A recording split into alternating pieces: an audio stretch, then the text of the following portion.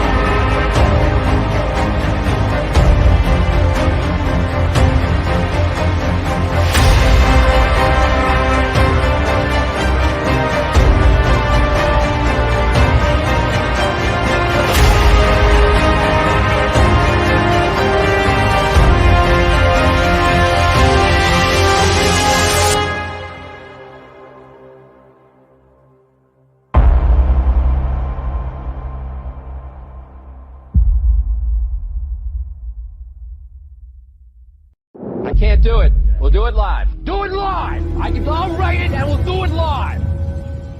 Mister, will you please wake up, wake up, wake up, wake up, wake up?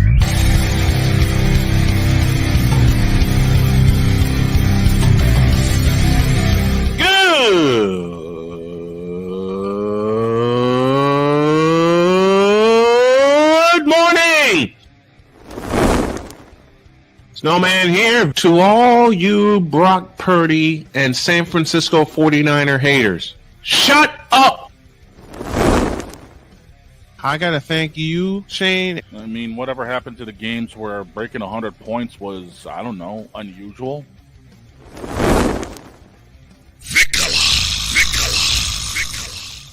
There was one word to sum up the All-Star weekend. Trays. Cause we take this job so serious. Splash Brothers, yes. Ray Allen, replace him with Steve Kerr. Reggie Miller, yeah.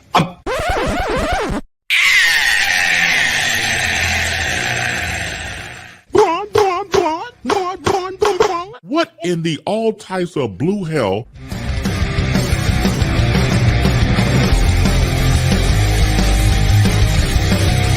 Oh, yeah!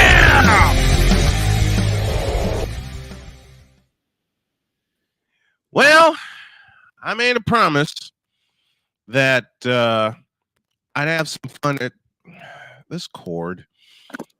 Have some fun at the court's expense, let alone yours. Actually, it will be at my own expense. Good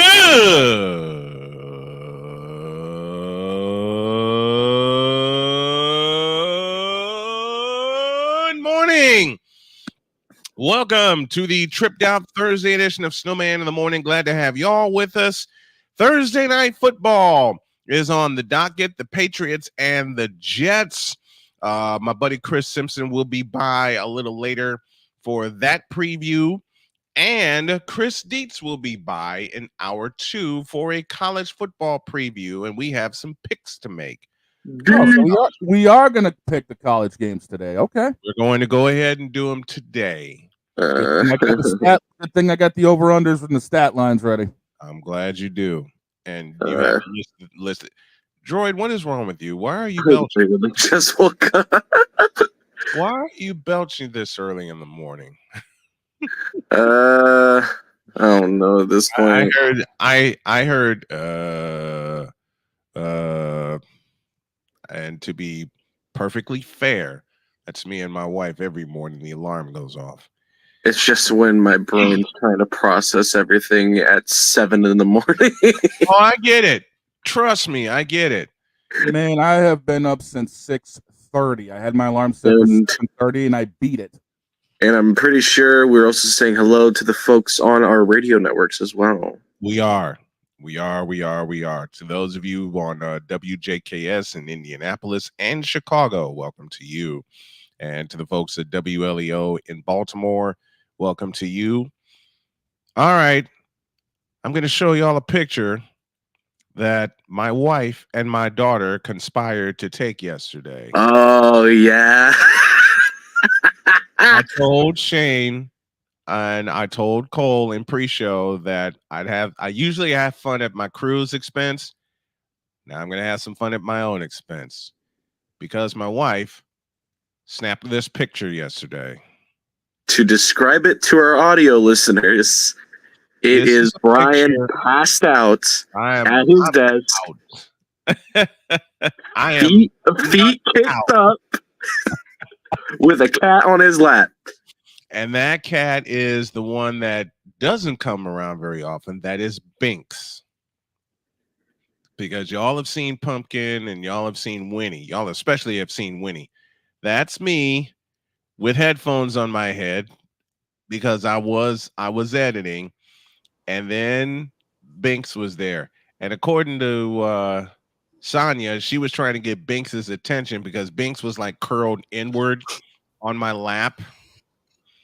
So she was trying to blow kisses at Binks and get his attention.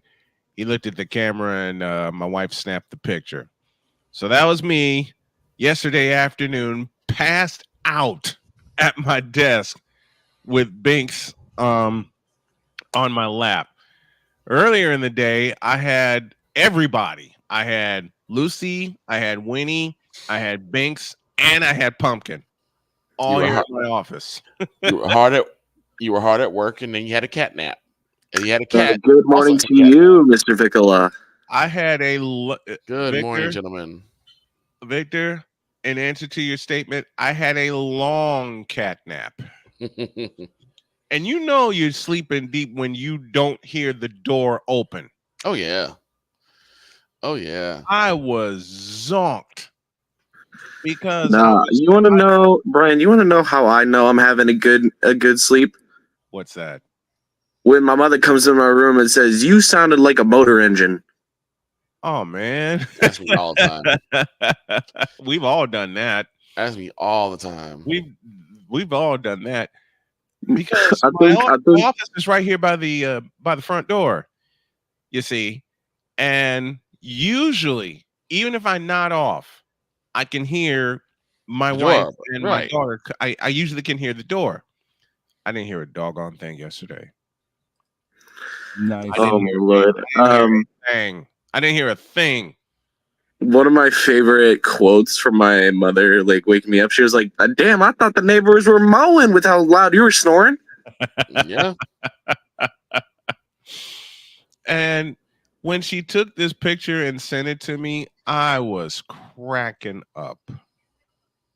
When you sent it in the group chat, I was cracking up. I was too. I had to send it. I had to send it because it's me being caught. Well, I was like, this man was hard at work at editing, and, and he's like, I got all my editing done. I got most of my editing done. I did some cleaning around the house, and my legs are not all the way back yet, so I know I can only do it in spurts. Right. I raced through the kitchen yesterday. I mopped the kitchen. I took the dog out. I chased her. I came back in here. I turned my computer back on with the full intent of getting the rest of my schedule done. I leaned back in this chair and all that went to waste. Yep, because you were like, I'm going to lean back in this chair for just a little bit, and I'm going to close my eyes for like about 5 minutes. 5 minutes. 10 minutes. Let's Next thing I knew, it was 8:30. My wife came in at 6. Next thing I knew, it was 8:30. It was 8:30 when I finally woke up to the wonderful sound of my wife saying, "Dinner's ready."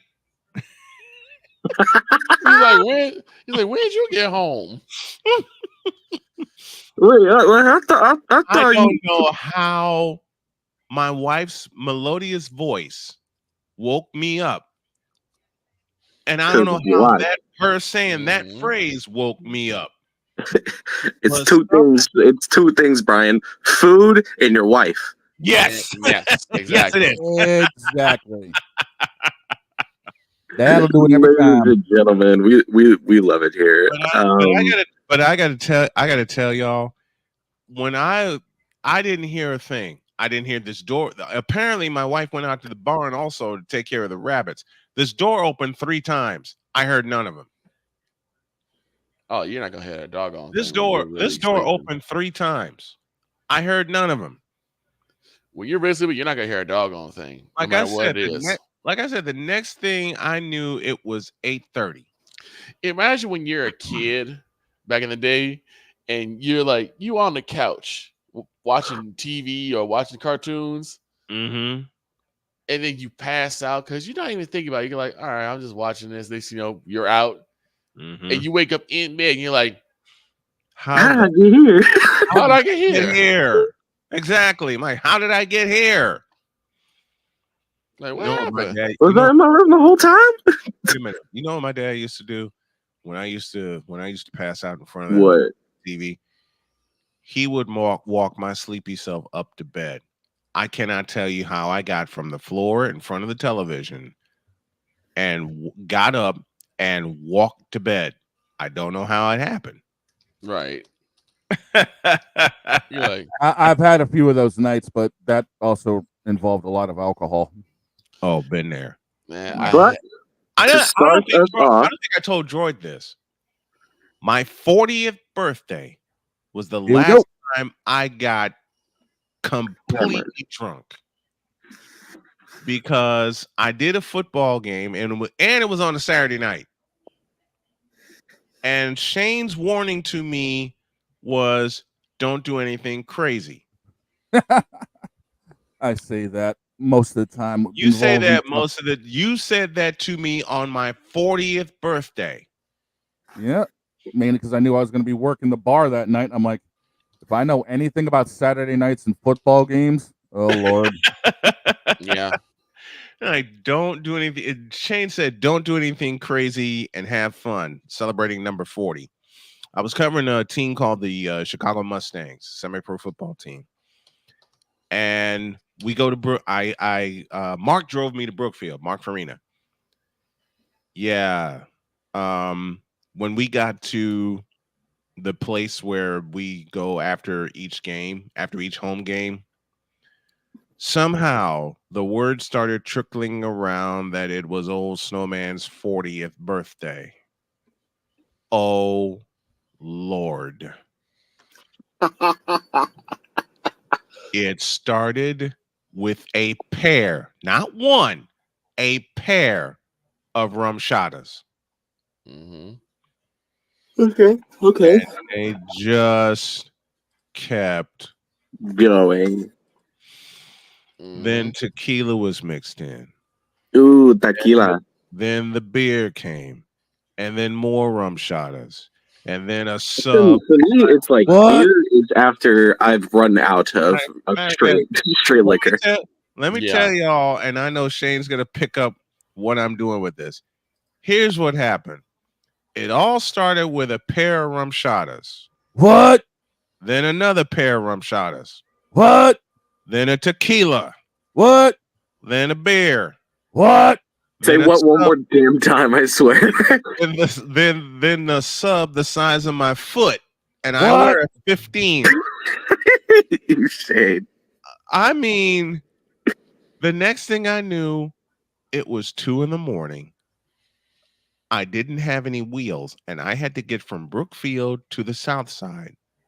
And I'm wondering, how the heck am I going to do this? That's when the coach came up to me and said, we know someone that lives in your area, and he'll give you a ride home. And then the coach put his arm around me and said, did you enjoy your birthday? I most certainly did. I got home. I crawled upstairs. I didn't walk. I crawled upstairs. And finally, after hearing my mother saying, I hope you enjoyed your birthday, I passed out. 3:30, I passed out. 3:30 in the damn morning. 3:30 in the morning. Shane mentioned the word buzzkill. Here's a buzzkill.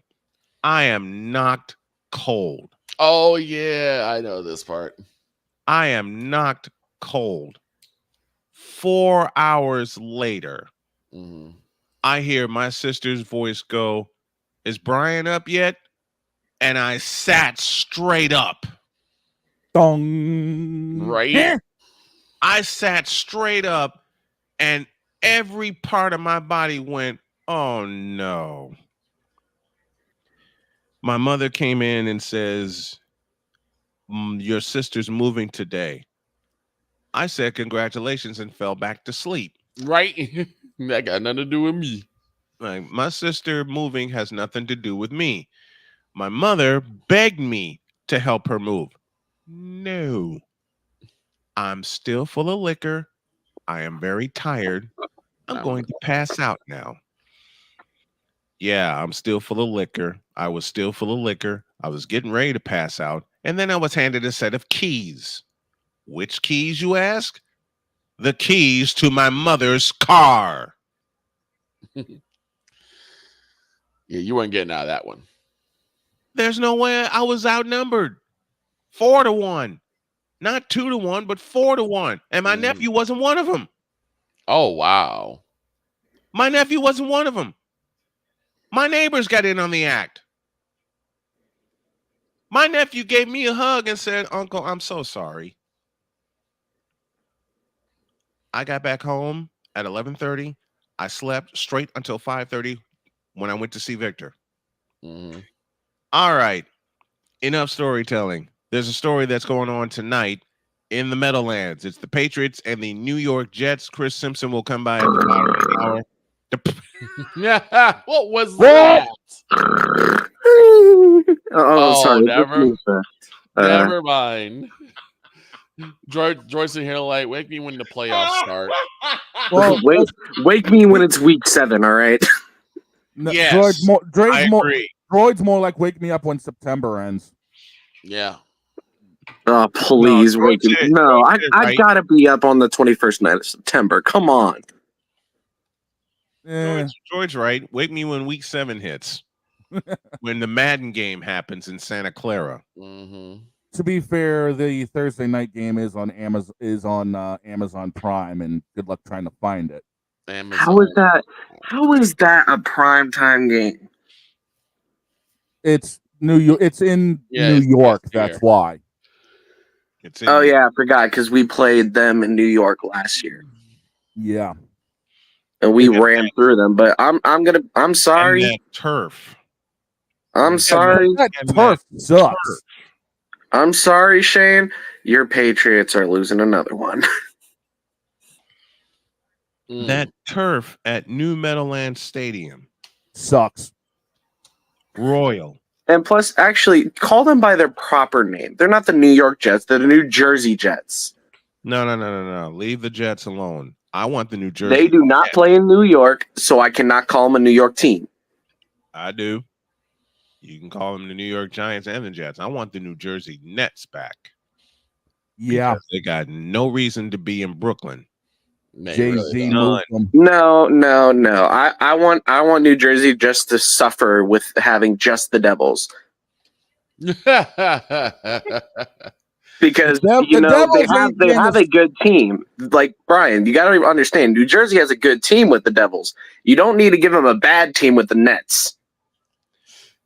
That's fair. You know what? He has a point. That is a point. He has a point. And I think they've already blown up Meadowlands Arena. Probably. Unless it's still miraculously standing.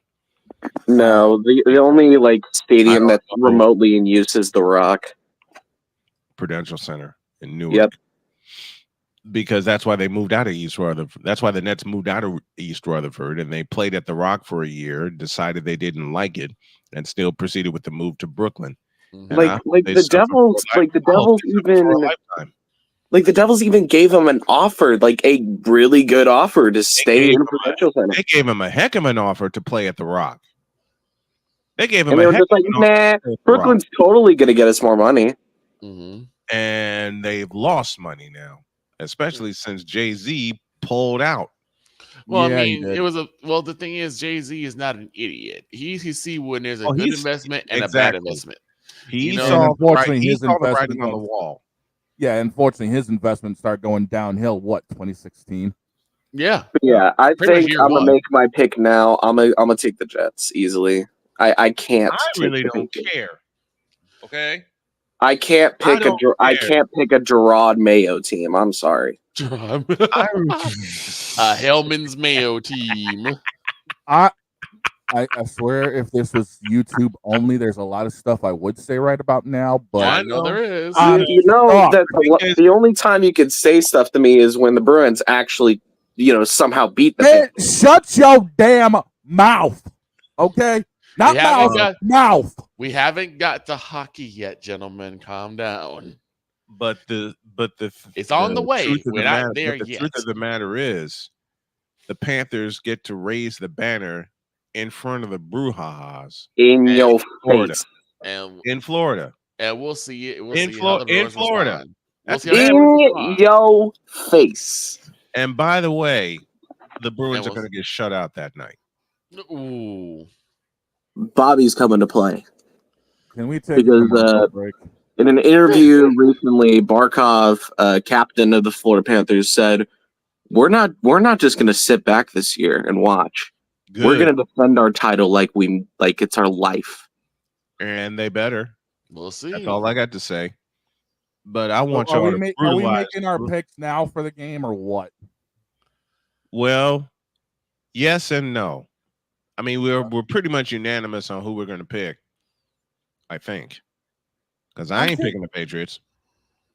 I ain't picking the Patriots. To be fair, I don't want to pick either team. I don't like either of them. All right, you know what? I'm going to throw this out there now. I got to throw this out there now. Jets are favored by 6.5, and the over/under is 38.5. 38.5 for those two teams. I'm taking for the over/under. So you're saying it's Jets by 38.5. Wait a minute. The over/under is what? 38.5. Jets are favored by 6.5. Can we just give them both a big fat?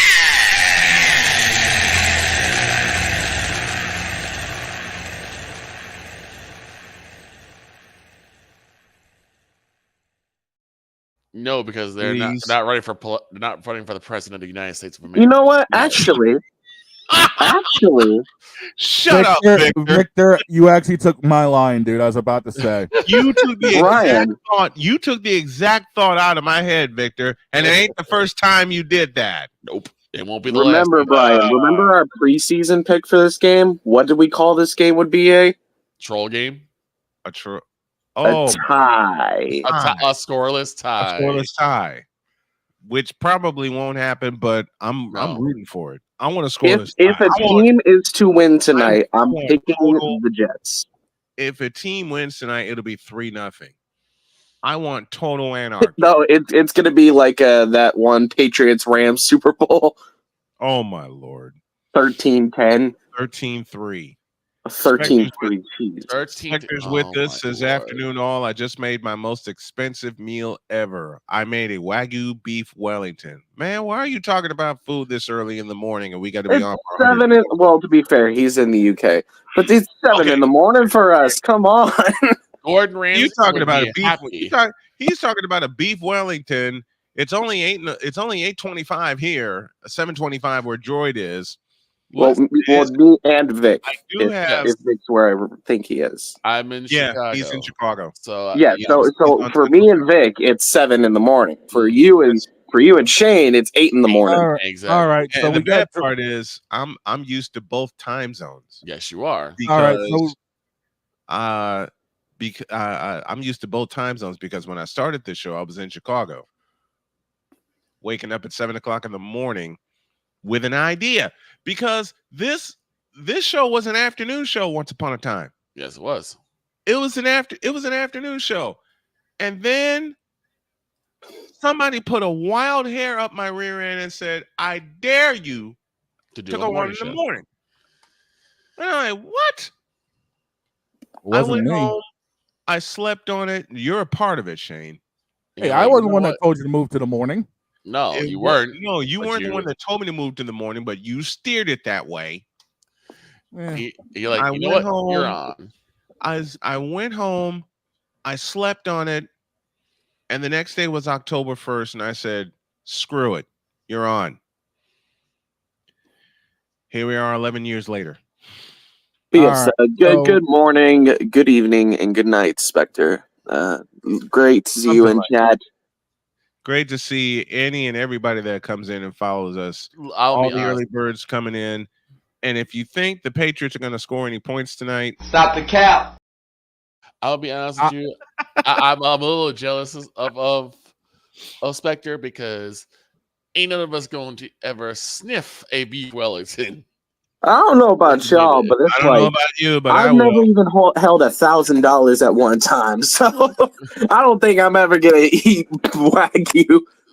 A beef Wellington, like man, a Wagyu beef Wellington. A Wagyu beef Wellington. It's not just a beef Wellington. Yes, that's Wagyu. A Wagyu beef Wellington. And have you seen how those are made? Just a minute. First of all, I'm drooling. Have you seen how those are made? Yes.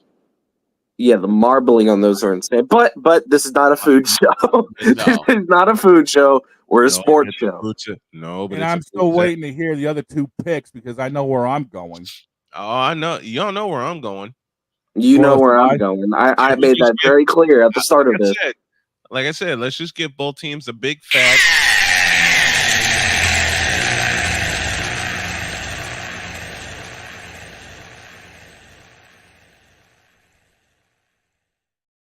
And be done. Okay, so you want to be a tie. But Shane, you have all the numbers, right? Yeah, I got the numbers. 6.5. The Jets are favored. Jets are favored 6.5. Jets are favored in a game, ladies and gentlemen. Woo woo woo woo. Jets favored. Sound the alarm. The Jets are favored in a game because they barely got by Tennessee last weekend. Yep. But what's Garrett Wilson's projected yards? I don't have that in front of me. I just got the over under and the spread, dude. Come on now. I don't play the individual stuff because I know. I say your top receivers are going to be Garrett Wilson, and literally every single probably Jets receiver is going to be on the top 3. Maybe Kendrick Bourne slips up there, but that's a maybe. Who's throwing to him? Drake May. I rest my case. Drake's not throwing to him. Who is it? Jacoby's still starting. Oh, Jacoby Brisket is still starting? Yes. We're going to a break. I can't pick that one. Only because there is no way on God's creation I'm going to root for an Aaron Rodgers-led team. I'm sorry. I can't. I'm gonna be covering another game. This is gonna be the easiest 1-0 start to our pick'ems. I'm either gonna be covering the Fever and the Mystics or the Astros and the Angels because the Astros are closing in on another West Division title. Or I might do what I did Sunday, put both games up here and do both of them. Nobody's ever done that on YouTube. I guarantee you, no one's ever done that. Kevin Harlan's famous line, "I'm calling both games." I just might do that. Yeah, because he was calling the New England game and then he flipped it to the Miami game. And then he flipped it to the Miami game. There was playoff implications. Yeah, because wasn't it Miami KC at the time that was going at the same time? Yes. Oh boy. I'm calling both games. I think I'll have to get that soundbite tonight. Hey, folks, don't forget, Snowman in the Morning comes home to Chicago live October 22nd and 23rd at 7 a.m., going till 9 on the lakefront. We got a place on the lakefront that we will choose from Chicago. That's where Snowman in the Morning will be live October 22nd and 23rd at 7 a.m. Central, going till 9. Speaking of which, you want to subscribe for the best exclusive content, interviews, and more, go to youtube.com/SIT Morning, where this show is being simulcast until October 1st, which is when it'll break off on its own. Let's take 2 minutes, and Christian Simpson will join us to talk Thursday night football. Oh, boy. Back in a minute.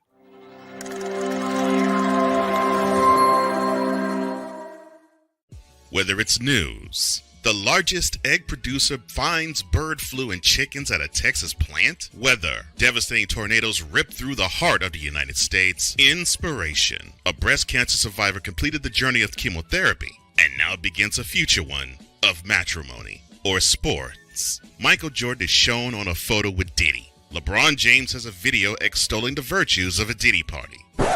This has been yet another beating a dead horse presentation. We got you covered.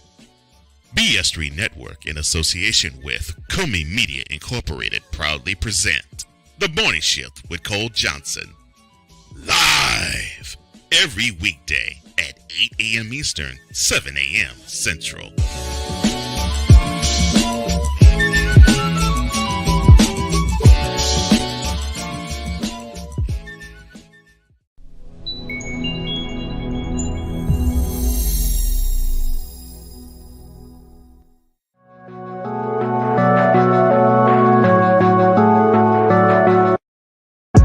Do a TED Talk, but I don't have anything to talk about yet. I'm getting there. Life is for the living. We're not here that long. You can learn anything you want to learn without any money spent. What do I really enjoy? What do I really want out of life?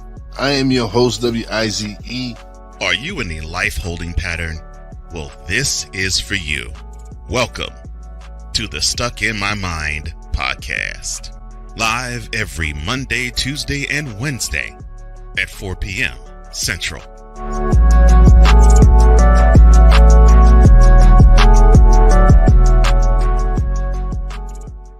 Hey everybody, Snowman here. Looking for the best way to experience live events? Well, SeatGeek has you covered. With just a few taps on your phone, you can find the best seats for concerts, sports, theater, and more. Don't miss out on unforgettable moments. Download the SeatGeek app today and get ready for an experience like no other. Each ticket is vetted for authenticity and ranked on a 1 to 10 scale. And right now, if you sign up and use the code Snowman, you will get $20 off of your first purchase. That's only through the power of SeatGeek, where fans can fan.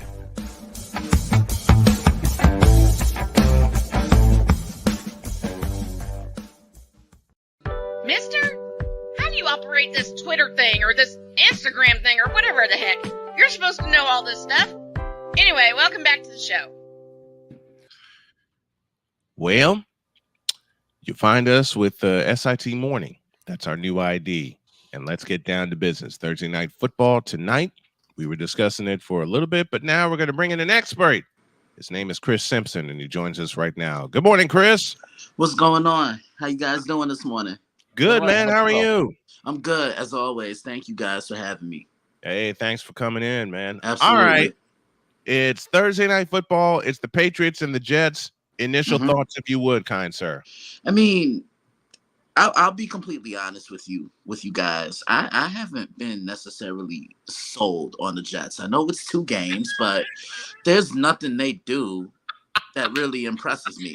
You get what I'm saying? I mean, yes, loud and clear. The defense isn't as physical and as suffocating as I expected them to be, which kind of surprises me because Robert Saleh he's a defensive-minded guy.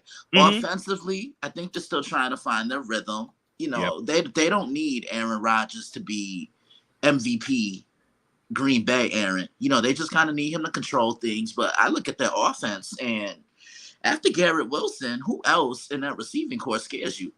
Alan Lazard is inconsistent. It's like the offense is Rodgers, Breece Hall, and Garrett Wilson. We were talking about that during the previous segment because Shane brought up a great question. After Garrett Wilson, who else is there? Yeah, it's the truth. Mike Williams can't stay healthy. Nope. You know, Randall Cobb isn't there anymore. At least I don't think he is. I should know that because I live out here. So, yeah, there's still some question marks about the Jets. We all know the barometer in the AFC is Kansas City. I mean, they're the cream of the crop. You know what I'm saying? But yeah, and then on the New England side, I like what I'm seeing from them. They play hard for Gerard Mayo. I mean, and they're doing it the way they did it in 2001 with some young quarterback. I think you guys know him. I think his name is Tom Brady. I think his name is Tom, but they're running the ball. They're doing it with defense, and they're doing it with special teams. They don't need Jacoby Brissett to take the game over with his arm. And, you know, they're leaving it all out on the field for Gerard. I just think what happened to them last week against Seattle, they just penalties absolutely destroyed them. And Brian, we talk about it all the time. Penalties are a momentum killer in football, especially when you're moving the ball up and down the field. Mm-hmm. Yes, they are. And penalties will kill you. I mean, if anybody can speak to it, I can with what I saw from the 49ers on Sunday. They had 2 touchdowns taken off the board because of penalties. But with these 2 teams, the Patriots and the Jets, and given the history that the Jets beat the Patriots last year to close the season, they didn't scare you then, and they don't scare you now. No, they don't. They don't. I mean, they kind of came in overhyped, in my opinion, because just hearing it, I like the way you just shook your head right there. Nah, because last year, living out here, last year, the hype was real. I mean, everyone was talking Super Bowl and this and that. I'm like, oh, so that guy with the curly hair in Kansas City just doesn't exist. Because here, let's just look at it like this, you guys. Let's look at the AFC as an outlook. Obviously, I just said Kansas City, they're the cream of the crop. Yep. The Jets aren't better than Houston. No, Houston is up there. Houston, I think, is the second best team in the AFC, even over Baltimore, because Houston's a complete team. Yeah, I can't disagree with you. I can't disagree with you on that. I mean, look, I will say that I still think the Bengals can be a big threat to the Chiefs in the AFC because they always seem to play them tough. But like I was telling somebody last night, don't forget about Houston because Houston has the formula to beat Mahomes. You got to pressure him up the middle. You got to throw him different looks. You got to be able to run the ball, which they can. And CJ Stroud is the real deal. Oh, yes, he is. I said it all throughout the season, and I'm going to continue to say it. CJ Stroud made a liar out of me because I flat out picked against him. Hell, to be perfectly honest, I picked against both Bryce Young and CJ Stroud, but CJ Stroud is with the right team. He's got the right coach and coordinators. He's got a line in front of him, and the missing piece that they needed so badly, they added in Joe Mixon. And Joe Mixon gives them a running game, something they haven't had since the days of Arian Foster. Right. Yeah. CJ Stroud and that Texans team have made such a liar out of me. But in looking at this game, Patriots and the Jets, is it going to be the snooze fest that we all think it's going to be? More than likely, because that's just what Thursday night football. You're right. It's Thursday night football. It's Thursday night football. Look. Who came up with this concept of each Thursday night? And we talked, and Chris, we talked about it. Who came up with this concept? Because it's not working. No, it's not. It's really not. Look, the only good thing I think about Thursday night football, the pregame show isn't bad. Like Tony gives a good insight. Sherm is insightful. So is Whitworth and Ryan Fitzpatrick. He's just the life of the party. He is. But it's to me what makes it is Kirk Herbstreit because he's just not knowledgeable with college. He's a great football. Yeah, he's a great football mind. I think it's gonna be a defensive struggle tonight. I think both defenses are really going to rise to the occasion. I want to see what the Jets do without Jermaine Johnson. He was their best pass rusher. And Quinnen Williams allowed him to roam around freely because he's commanding a lot of double and triple teams, on the inside. That's what those lane eaters do, Brian. The Patriots can Brissett make a throw when it matters most. And this is where I think I favor the Jets because Rodgers can make a key throw when it matters most. I say the Jets win this one. I say 2013 or maybe even 24-17 at the highest. Yeah, it's about the high point for me.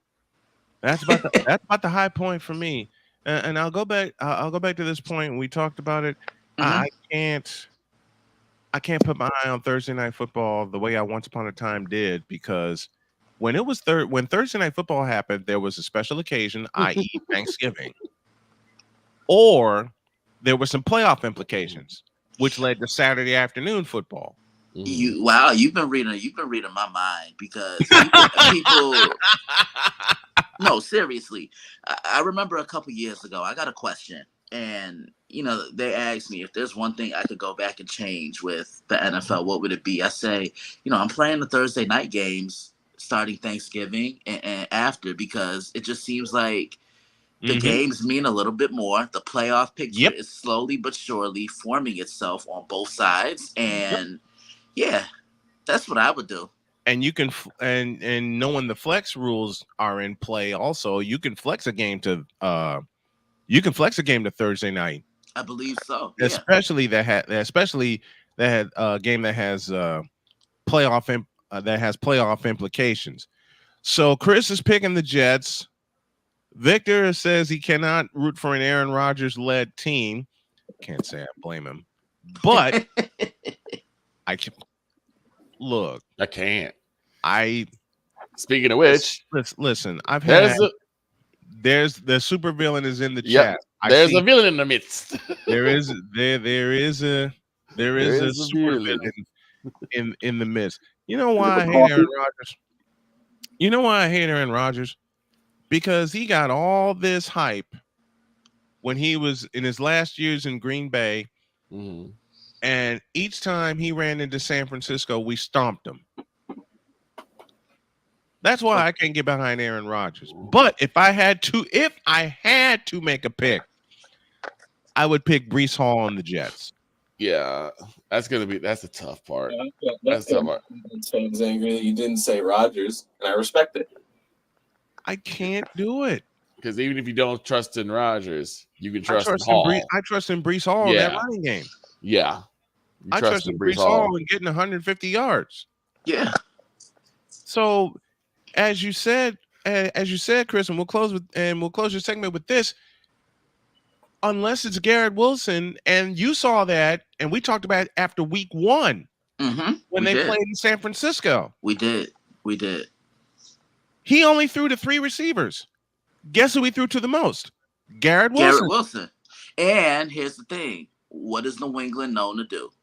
Take away your number one options. They're gonna find a way to make you beat them with someone else. So listen, they're gonna probably play a cover 2. They're gonna keep a cover 1. They're gonna keep that safety high, and they're gonna probably have Christian Gonzalez on Garrett Wilson. To me, that's the matchup of the entire game tonight. They're gonna put Christian on Garrett. They're gonna have that safety high, and they're gonna force Rodgers to look elsewhere. Yeah, the Patriots are known to test a team's versatility. And that's what you have. Yeah, and that's what you have to respect about them. And a lot of other teams in the league have kind of implemented that same rule. Anybody but him. Yep. Right. Yeah. And I wouldn't be surprised to see New England throw a few blitzes in there to try to test Rodgers' foot. And they're one of the teams, and the Patriots are one of the teams that blitz the least.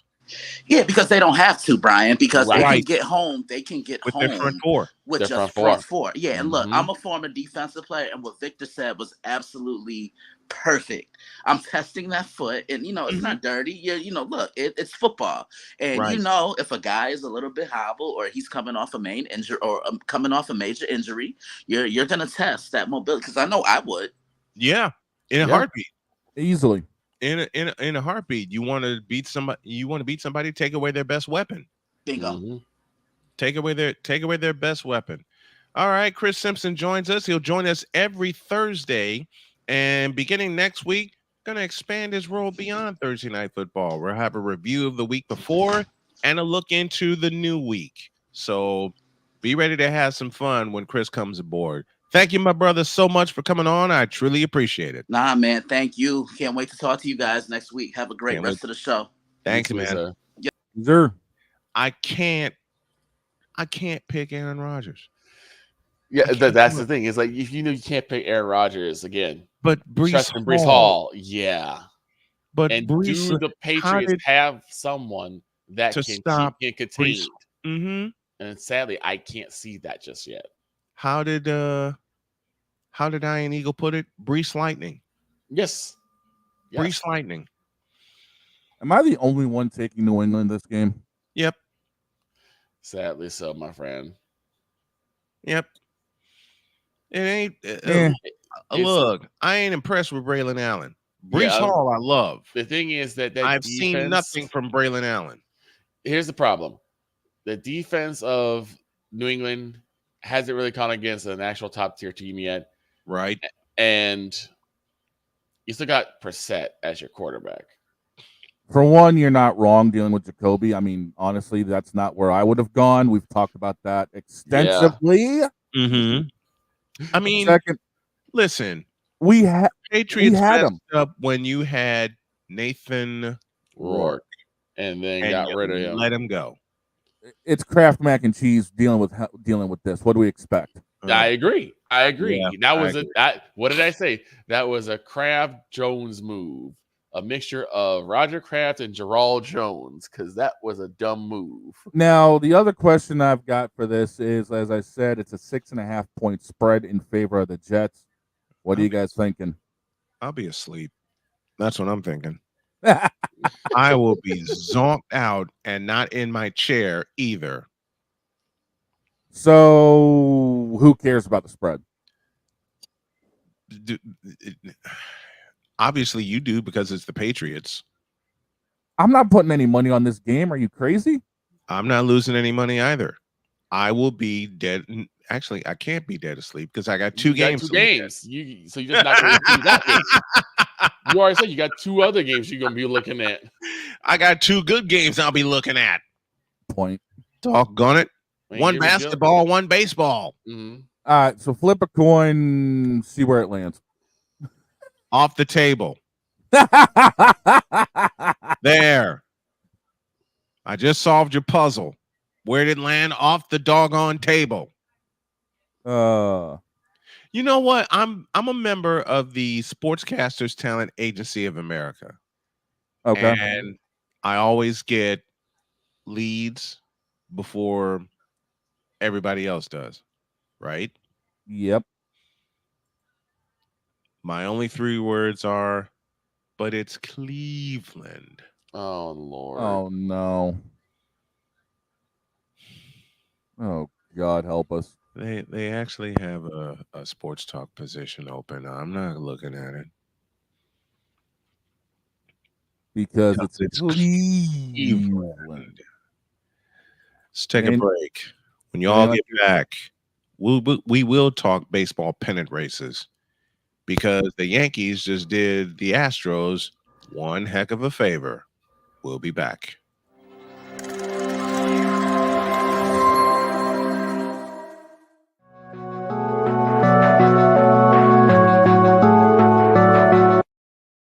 I want to do a TED Talk, but I don't have anything to talk about yet. I'm getting there. Life is for the living. We're not here that long. You can learn anything you want to learn without any money spent. What do I really enjoy? What do I really want out of life? I am your host, WIZE. Are you in a life-holding pattern? Well, this is for you. Welcome to the Stuck in My Mind podcast. Live every Monday, Tuesday, and Wednesday at 4 p.m. Central.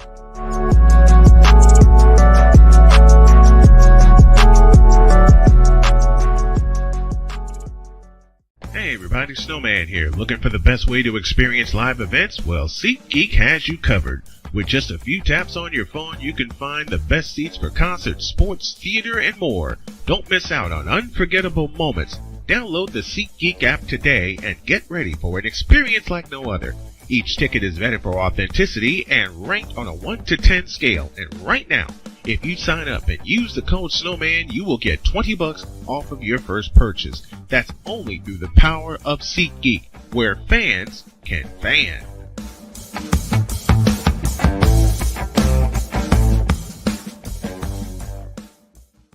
Hey, Eagles fan. Join my man Cool McCain and a host of others as they break down every single game, every single week in an objective manner, and also from a fan's perspective as well. Remember, this cast feels just like you. Nobody likes you. And you don't care. Fly, Eagles, fly. Eagles Elite Podcast. Every Wednesday at 8:30 p.m. Eastern on YouTube and other podcast outlets.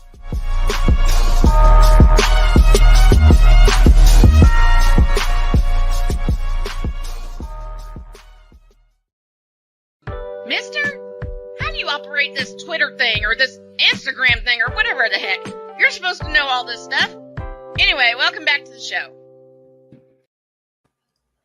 I nearly said a bad word. Oh boy. Because I realized something. Oh. What's that? I've had no coffee. Oh boy. You're getting through this pretty quick. You're getting through this pretty well without it. Yeah, we're about an hour in. Shut up, Victor. Now, speaking of the good old pennant race. Yes, Lord. The team to beat I said it at the top of the year, and I will say it again. The team to beat in the American League is the Houston Astros, period. And I'm going to ask this, Brian. Talk to me. Name at least 2 teams you think could compete with the Astros in the AL playoffs. I'll give you one and one only, the Kansas City Royals. Yes, sir. I'll give you one up because I don't trust the Yankees. The Yankees are like the Packers in January. Oh. No, I'd say they're more like the Cowboys because they don't make it past round 1. Wow, thanks a lot. Ladies and gentlemen, this has been Beating a Dead Horse production. Yeah. I was trying to be nice. Jordan doesn't know how to be Brian, nice. Brian, listen. It's a morning show. We're all family here. There's no point in being nice. I was like, Jordan doesn't know how. This has been yet another Beating a Dead Horse presentation. Nearly spat my drink out when I played that. Victor, do not feel bad. Next Friday, I am going to get my ass handed to me here. Trust me. But the AL, it's pretty obvious. We want the AL championship to be Royals, between Astros. The Astros and the Royals. Yeah, that's what I was going to say. It'll be I think it's the Astros and Royals in the American League. But I think the Royals' biggest problem right now would be lining like choosing who to start for pitching. Yeah. It's choosing our starters right, playing them against the right lineup. Yeah, because Joe Espina has been gifted an organization where he can make adjustments, even with all the injuries the Astros have gone through. Yeah, and you lose Kyle Tucker for 3 months, you lose Alex Bregman for a week, and somehow even and at the point where they lost Kyle Tucker, they were 10 games back. Now they're 5 games up. Tell me how that happens.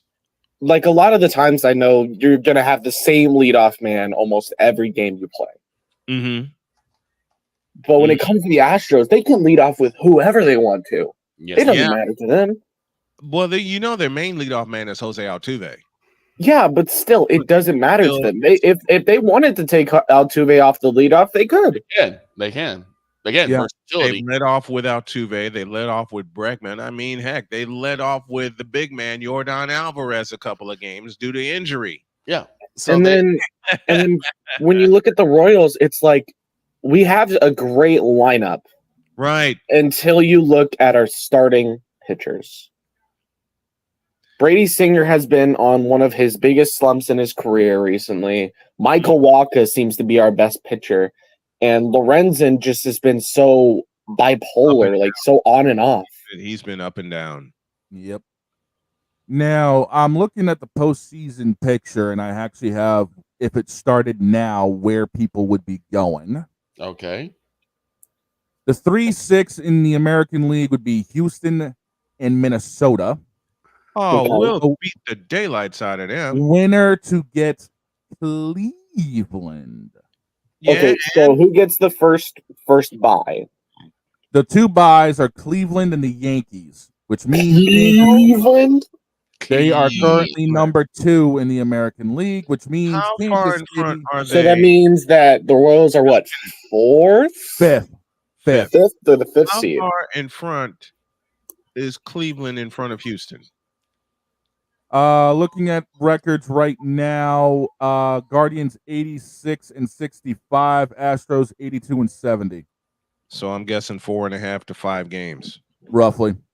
If they can wipe out a 10-game deficit against Seattle, they can wipe out a 5-game deficit against Cleveland. If I'm looking at this overall correctly, it is it would be 5.5 total with 10 to play. Which means Cleveland got on some sort of hot streak. I still think they can. I still think Houston can grab the number 2 seed. Okay. Now, if they don't, and we got to go to Twinkie Country and beat the daylights out of them, then we got to go to Twinkie Country and beat the daylights out of them. Now, the other matchup is Baltimore, Kansas City at the 4-5. Winner gets the 8. Ooh, that's an insane series. And remember the wild card series. Remember the wild card series are 3 games. You're going where I was going. It's too bad that Baltimore Kansas City series is only 3 games. Yep. Ooh. And you know what? I hope we snipe the 4th seed away from Baltimore, so we get home field game 1, and I can go to that game. Now to deal with okay. Whoever has home field in the wild card, don't they play all 3 games there? Don't they play all 3 games there? They play like 1 game at the other stadium. No, that's not right. I think they host all 3. They do. I thought so. If it goes 3 games. AL, I'm looking at it right now. Wild card at the Minnesota's got to come to Texas. Listen, Minnesota's got to come to Texas, and they're going to get stomped. Now, right now, we would have to go to Baltimore, which I don't want to do. I'd rather us take that 4th seed from Baltimore. I wouldn't want to go to Baltimore either. And play at the K all 3 games. Now, here's the thing. I'm also looking at the National League, and these matchups are kind of intriguing as well. It's all about Philadelphia. Philadelphia and the Dodgers currently sit with the byes at 1-2, which means the 3-6 matchup would be Brewers Diamondbacks at the 3-6. Oh Lord, that's PTSD. And the 4-5 is the Mets traveling to San Diego. Because last year the Brewers played the Diamondbacks, and Diamondbacks ended up being the eventual NL champions. Mm-hmm. They're going to San Diego to see the chicken. You mean to tell me the Mets are still in this thing? The Mets have the 5th seed right now. That makes Chris Dietz happy. Yeah, that'll make Dietz happy. Mm-hmm. That'll make a few people happy that I know. But the problem is, if it was to end right now with they got to go to San Diego. They got to go to Slam Diego. They got to go to Slam Diego to see the chicken. And honestly, I will say this because nobody else will. Fernando Tatis has had a pretty impressive season after coming back. Fernando Tatis needs to prove it in October. Now, here's the thing I'm also looking at in the standings overall. Mm-hmm. Between the Diamondbacks and the Braves, there's only a 2-game spread with 10 left. Go Arizona. Now, here's the thing. Can the Braves make up 2 games and possibly try to throw a wrench in this? Without Acuna? No. Without Acuna? Acuna's injured, so I can't say yes. Acuna is out, and I say no. Okay, well, now I'm also flipped up to the wild card in the American League. Between the Royals and the Red Sox, you're looking at 4.5 games. Go Royals. Yeah. The Red Sox are missing. Sorry. Look at Shane's look. Hold on. Wait a minute, I stand corrected. It's 5.5. The Red Sox are the Royals are 7.5 back overall. The Red Sox are 13 back. So yeah, it's 5.5. Let's see. How many games we have remaining? Royals have 9. Red Sox have 10. Let's see. Who do you play your last 10? Rays, Twins, Blue Jays, and Rays again. Yeah, you're not making playoffs. And the team that's going to deliver the knockout punch? The Twins. No. The Blue Jays. Blue Jays? The Blue Jays always play Boston tough. Especially at Skydome. Not Rogers Center. Skydome. The 72-80 Blue Jays? Listen, Toronto's got nothing to play for. Right? True. They can So play they go spoiler. Yeah. Exactamundo. The Brewers, but we already have our first official division winner, and it goes to the Milwaukee Brewers. Why? Of National League Central. Because the Scrubs lost to the Athletics. Let me repeat that. The Scrubs lost to the Athletics. Thank God. Oakland Athletics. Yes, the forever Oakland Athletics. We got a break. Top of the hour. When we come back, Dietz will join us at 15 after to talk some college football, more on the pennant races, and a lead into this weekend. And thank God we don't have to look at those god-awful uniforms anymore. Second hour after this.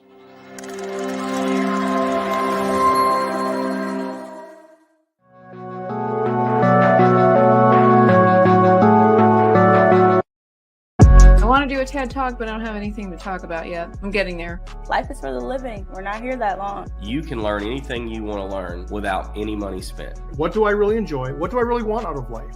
I am your host, WIZE. Are you in a life holding pattern? Well, this is for you. Welcome to the Stuck in My Mind podcast. Live every Monday, Tuesday, and Wednesday at 4 p.m. Central.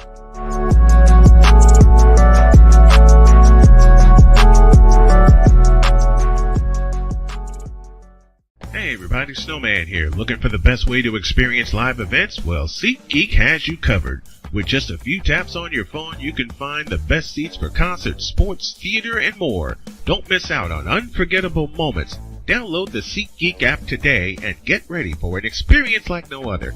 Each ticket is vetted for authenticity and ranked on a 1 to 10 scale. And right now, if you sign up and use the code Snowman, you will get $20 off of your first purchase. That's only through the power of SeatGeek, where fans can fan.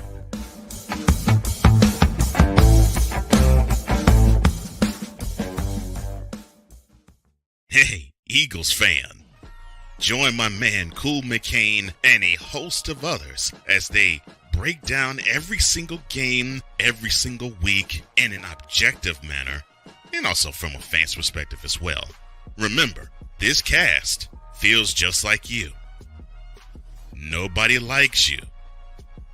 And you don't care. Fly, Eagles, fly. Eagles Elite Podcast. Every Wednesday at 8:30 p.m. Eastern on YouTube and other podcast outlets.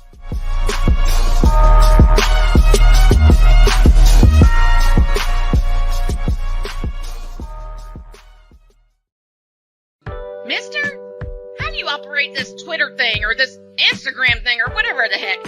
You're supposed to know all this stuff. Anyway, welcome back to the show. Chris Dietz is on the way to talk some college football, lots of it. Mm-hmm. And we're going to get the conversation started right now. Who's the team to beat, Georgia or Texas? Texas. Easily. Yeah. I mean, again, I got the games we're going to be predicting sitting here in front of me. No. And spoiler alert, Texas is favored by 45 over their opponent this weekend. Oh, I know. I still say the team to beat is Georgia. I was gonna say I know Snowman's gonna go with Georgia because what is the mantra? Wait. Hold on. You realize that they're playing University of Louisiana Monroe. Like I said, they're favored group by of 45. 5 team. That's nothing. Like I said, Texas is favored by 45. What does that say? Now, Snowman, what is your mantra when it comes to teams like Georgia or They any don't championship? rebuild, they reload. But also, when it comes to championship teams, which Georgia was one of them, to be the champs, you must unseat the champs. Woo! And right now, the champs, which is Michigan, are being kicked in the they're being kicked. They're being shown to be frauds. You had to stop yourself. I knew you were about to commit, and then you're like, nope, I need to stop myself. I had to. I made a commitment, and I've stopped myself from saying the way I want to say it. University of Louisiana Monroe are 2-0 in the Sun Belt Conference West. Sun Belt Conference. But the thing is, they played both of their games at home. This is their first away game. Oh. Yeah, and they're going to get murdered. And I have a wild card for the Heisman. Being Arch Manning. Arch Manning, he's been insane. Arch Manning will be a wild card for the Heisman when all this is said and done. Mm-hmm.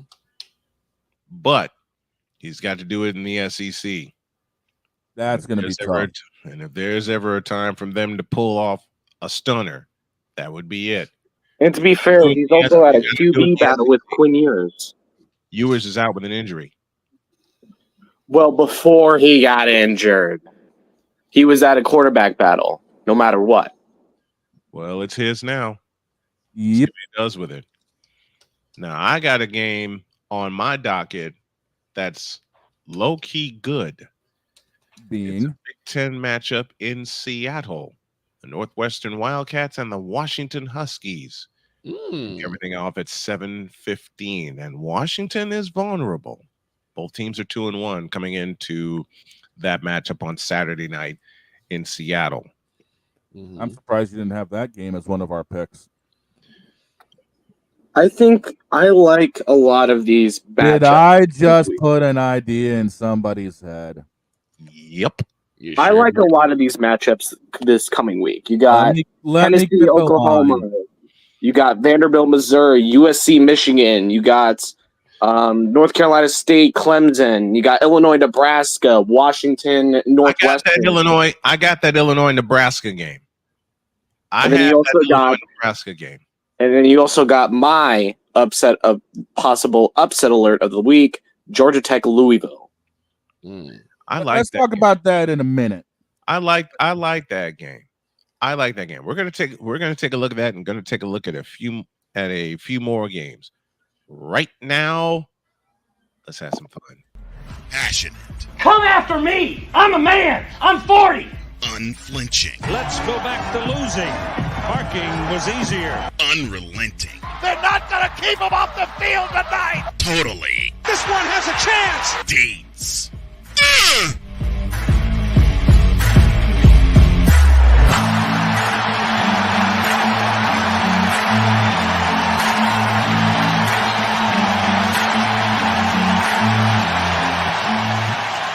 That's not just a murmur, that's a full-blown fibrillation. He's back. Chris DIETZ is back with us. Let's open up the gates of Valhalla. What up, DIETZ? You're kind of muted. You're muted, DIETZ. DIETZ, you're muted. There he is. There we go. Oh, we got it. We got him. How you doing, DIETZ? I'm doing good. How you guys doing? Oh, we're doing great, man. Outstanding. We are doing great. Well, Droid wasn't outstanding when the show started because he was going, Hey, DIETZ is here. I can't not be happy. You're right. That's all of us. That just brings a smile to everybody's face. That's all. Right? That's all of us. Just because I make everybody else look better. DIETZ has been saying that to me for the last 8 years, okay? I feel like I have support now. But yeah, dude, looking at the ranked matchups this week, who is your game to watch? The game to watch. It's funny. The last 2 weeks, the game to watch has been Friday night, and you know, I kind of like this as a fan, but as a football person, I don't like this at all. I don't like them moving to Friday night. Right. They always said we're not going to infringe Friday because Friday's for high school, and now they've said, well, scrap that idea, and we're infringing on Fridays. Exactly. And you'll notice all the games that they're going after are all games outside of the state of Texas because they know nobody's going to pay attention to college football on Friday night. Right. Not in Texas. Because those high school teams play hard. Yeah. Duncanville, DeSoto, like those go hard. They really do. But I do like that Illinois Nebraska game is going to be a fun. It's going to be a fun one to watch, and it's just nice to be able to say Nebraska is going to be fun to watch because it's been a decade since we've been able to say that. That's true. It's been a long time since we've been able to say Nebraska is going to be fun to watch this year. What makes them so much fun to watch? What makes them fun? I mean, what makes them fun to watch is Matt Rule on the sideline. He's and we all know his past. We all know he didn't get it in the NFL. This guy is a great college coach. You go back to his time before the Panthers, and this guy he knows how to build a program, and he's done it the right way at Nebraska. Yeah, they struggled in his first year. Now they seem to have gotten the offense together, and it's a fun offense to watch. It's fast paced. It keeps the game moving, and you can tell that the kids have bought into what he's selling. So I really like that. Plus they have a really good running back, and that always helps in a Matt Rule. In a Matt Rule offense, if you have a really good running back, you're going to go places. What about Areola? What do you think about him as their quarterback? I haven't seen it. I mean, he's young, so I haven't seen enough. I haven't seen enough of him to say, he's great. I haven't seen enough of him to say he's garbage. He's, again, with Matt Rule calling the plays, with Matt Rule knows his quarterback. He knows when to put him in option situations, and so far he's made the right decisions. We'll see what happens when he plays a tough team. Well, this will be the toughest test that he's had of his career. But when we get down the road and we get into the meat of the Big Ten schedule, then we'll be able to assess him more. Otherwise, we'll end up with a Bo Nix situation where we said, "Oh, this guy's great when he beats Oregon as a freshman," and then the rest of his career is garbage. I mean, yep, Bo picks, man, Mo picks, right? Mo picks. All right. What's another game you're keeping what's a Saturday game you're keeping your eye on? Everybody's going to have their eye on USC Michigan. Especially after what happened last time we saw Michigan in the Big House and we saw Texas just run right through them. Yep. So that gives me more to watch Michigan and see, all right, was Texas that good? Or is Michigan that bad? That bad, yeah. Because it's starting to look more and more like Michigan was just a fluke flash in the pan team. Mm-hmm. And of course, Snowman and I are, we've talked about this all. We talk about this all the time. When I watch the games on YouTube and you get the chat going, and you've got Michigan getting rolled, at home, and you've got people going, "Oh, we need see what happens. We need a new head coach." And I'm like, "You just hired this guy. You just hired him. Yeah, you just hired him. You lost your starting quarterback. You lost the star running back. You lost basically your entire defense. Your offensive line is in shambles. Like, give this guy and not to mention, you're playing Texas. It's not like you were playing, South Dakota State or somebody. You were playing a top 5 team, and Michigan is not a top 5. They're not a top Colorado. 5 team. They're a young team rebuilding. Right. And not to mention, none of this matters to Michigan. Like, now it matters because it's a Big Ten game. Right. Yep. But playing Texas in September does not matter because guess what? If you beat Ohio State, you're going to the conference championship. So that's what matters. But what everybody's looking at now is, they see Ohio State blowing teams out because they're playing, Ohio Valley Community College because that's what Ohio State does. And they're like, Ohio State looks really good. Like, of course they look really good. Wait a minute. And there's no lie to be found. As I said, Chris and I have been doing this for 8 years now. And every time he brings that example up to me, I'm falling out laughing because he's so true with that. One, it's true. And two, I used to live in Ohio and I've seen Ohio Valley Community College, man. All right, and it would be the same kind of situation. But besides USC and Michigan, what Saturday games are you paying attention to? The other one, the other ones are pretty much later in the day. But of course, I'm going to have my eye on Notre Dame because God knows what happened to Notre Dame against Northern Illinois. They decided not to show up. So, and they're not going to show up again. I mean, at home against Miami of Ohio. Does that not have upset written all over it? Yeah, it does. Yeah, it does, but at the same time, I think Notre Dame already got that out of the way, and we have this every year with Marcus Freeman. It's whether it's Marshall coming in, whether it's Northern Illinois already this year. Every single time you get Notre Dame plays the best game they've played, which against Texas A&M, they played their hearts out. They won the game. They were lucky to hold on to that game, but they did end up winning. But every time they do that, they take 2 steps. It's like taking 1 step up, 2 steps back, because the next week they go out and flop. And they go flop, yep. And then at the end of the year, everybody's going to say, oh, well, Marcus Freeman got him to a bowl game. Like, that's not good enough at Notre Dame. Exactly. Notre Dame is about getting to a playoff and winning championships. Exactly. They're looking for the championships. They're looking for that crystal ball at the end of the season. Snowman and I went back and forth on this in the off season, in the preseason, off the air. But a big game this weekend that no one seems to be talking about is Utah, Oklahoma State. Snowman, that was actually one of the games we were going to be picking. That's one of the games we're picking because I now have my eye on that game, Utah, Oklahoma State. We'll get to our picks in just a moment. But Dietz, why are you looking at Utah, Oklahoma State? It's a low-key good matchup. Well, first off, it's an early season matchup, but these are the two teams that I'm looking at in the Big 12. In the Big 12, at the beginning of the season, I was tossing up, which one am I going to go with? Utah? Am I going to go with Oklahoma State?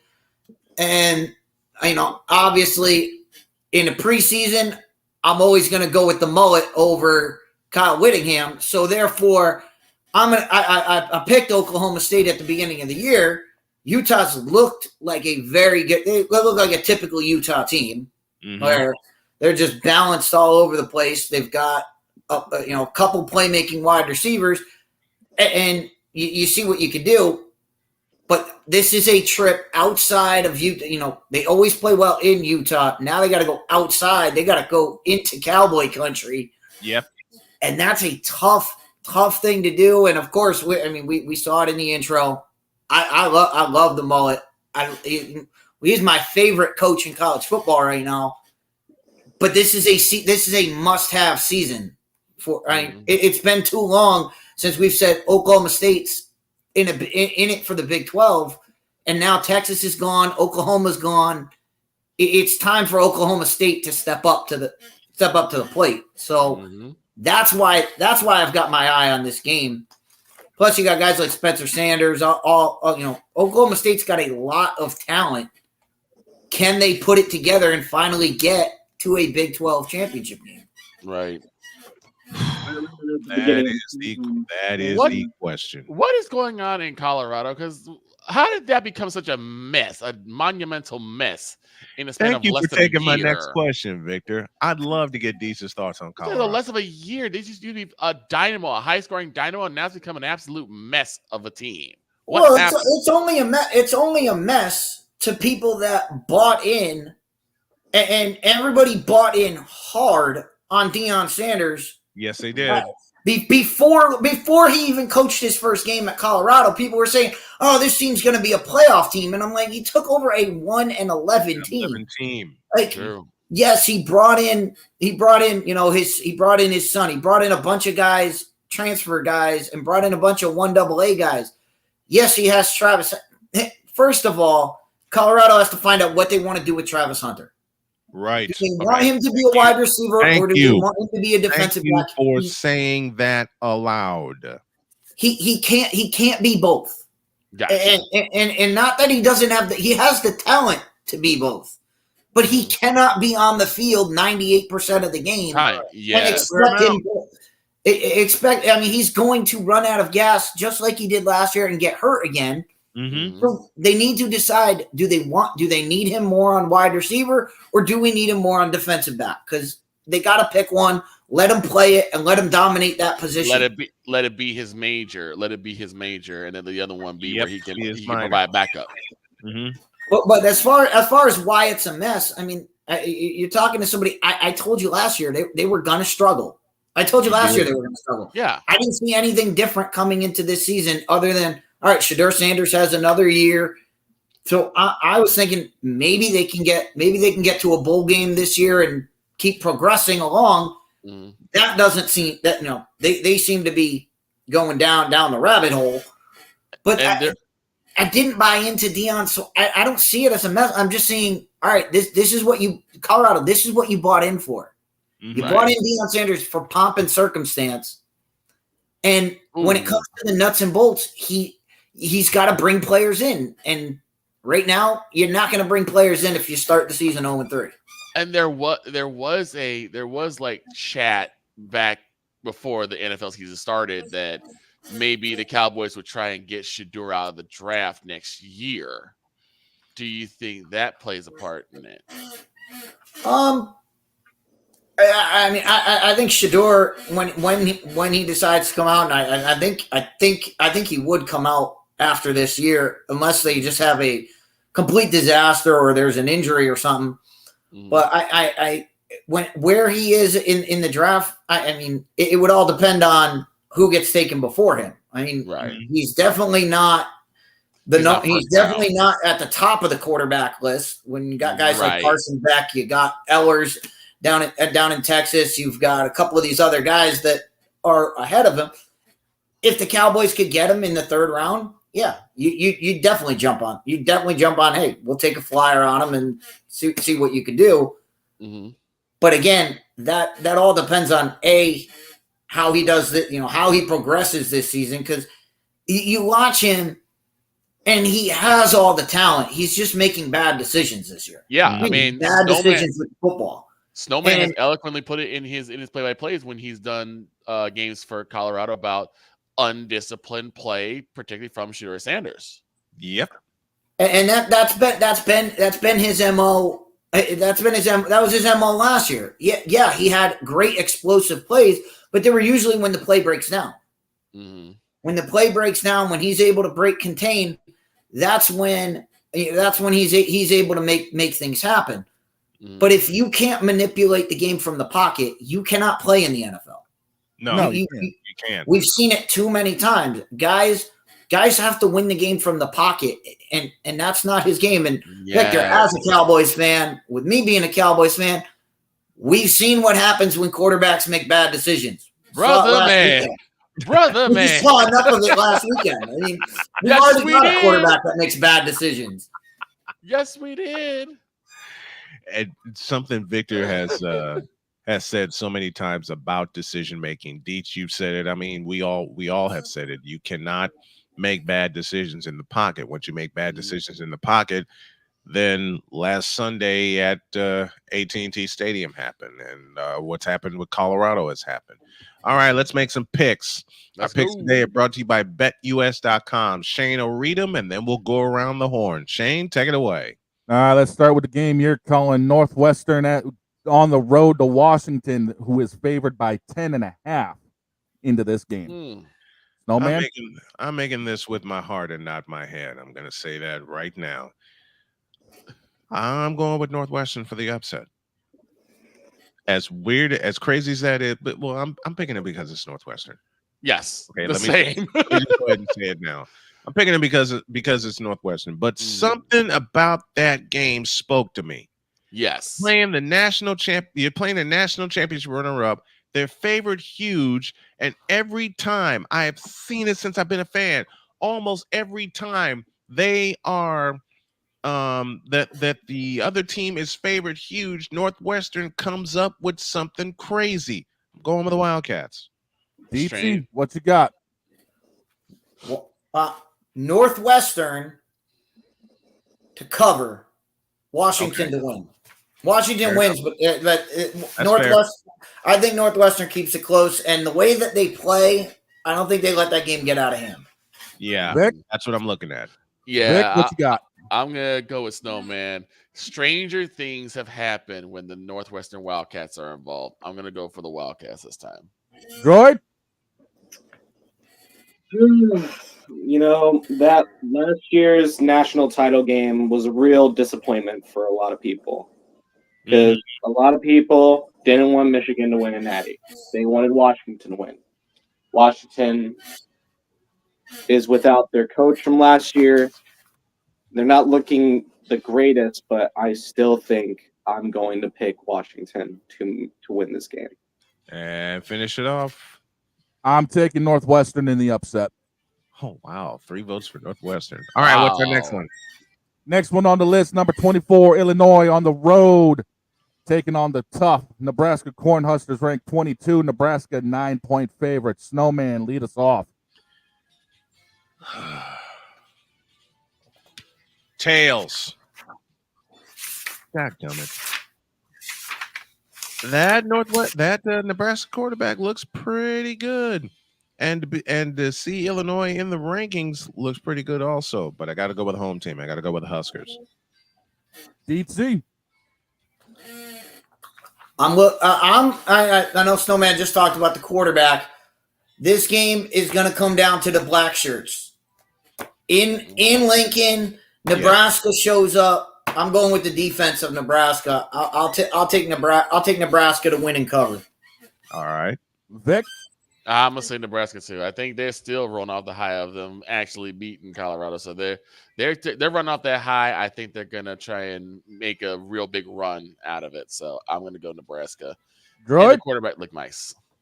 I think I'm going to go with Dylan Raiola's Nebraska Cornhuskers. Just the way he's played, the way he's carried himself up to this point in the season, I'm really excited to see this game. All right, Shane, do you make it unanimous? I'm taking Nebraska, and they'll cover. Next one. USC on the road, going to the Big House, Michigan, and USC is a 5.5-point favorite. No, man. Kick it off.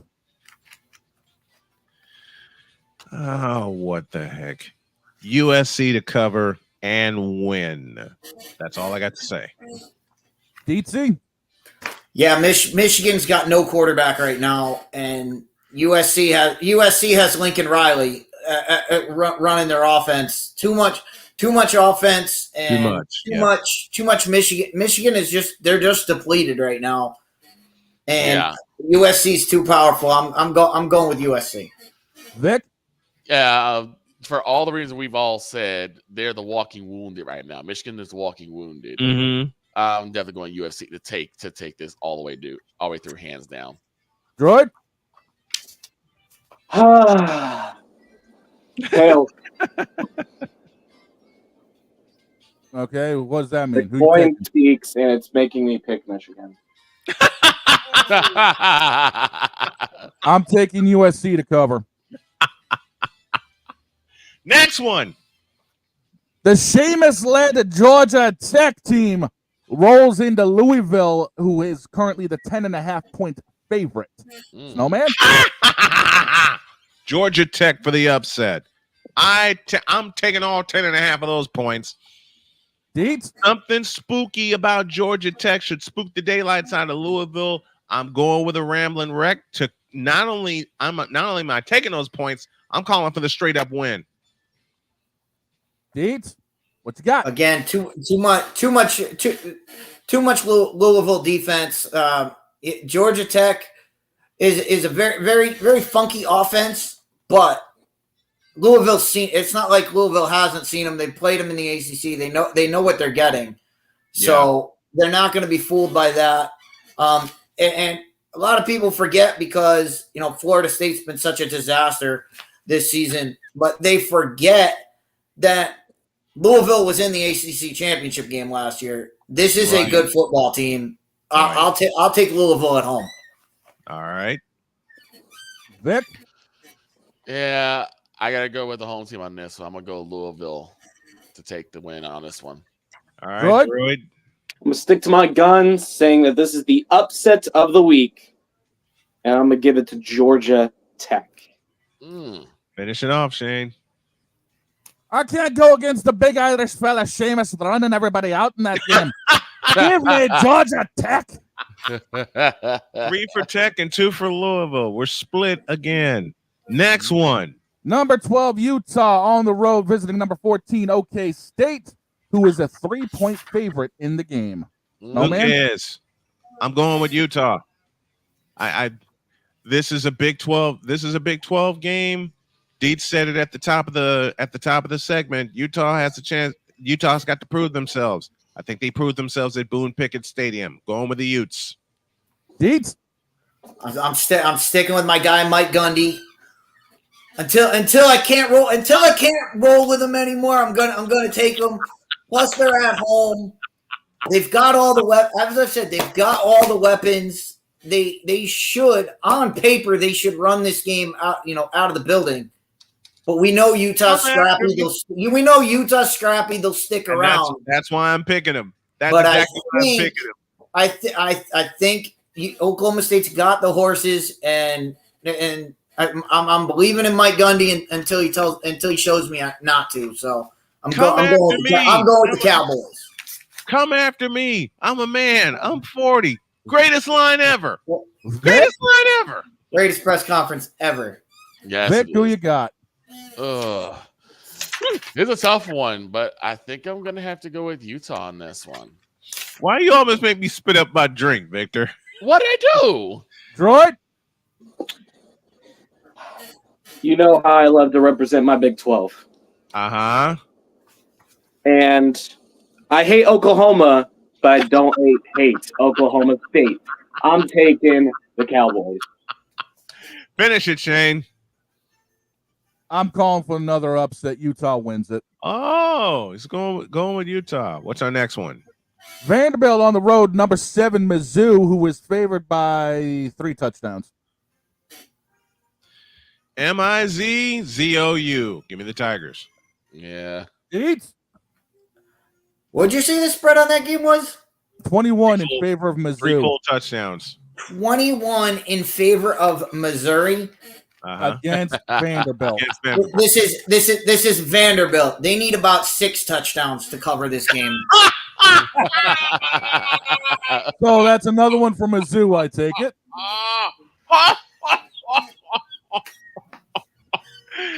All right, Troy.